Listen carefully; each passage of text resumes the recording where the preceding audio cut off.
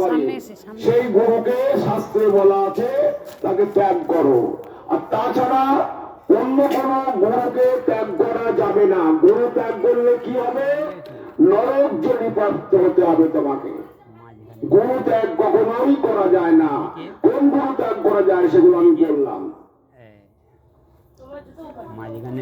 শ্রী চৈতন্য মনোহাভীষ্টং স্থাপিতং যেন ভূতলে স্বয়ং রূপ কদম্মহং দদাতি স্বপদান্তিকম।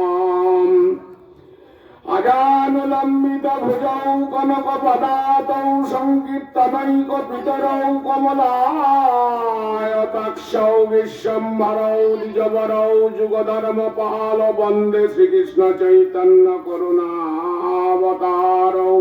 বন্দেহং শ্রীগুরু শ্রীযুত পদ কমলম শ্রীগুরুন বৈষ্ণবাংশ শ্রীরূপং সাগ্রজাতং সহগণ রঘুনাথান্বিতং তং সজীবং সাদ্বৈতং সাবধূতং পরিজন সহিতং শ্রীকৃষ্ণ চৈতন্যর এবং রাধা কৃষ্ণ পরান সহগণ ললিতা বিশাখান্বিতাং চ।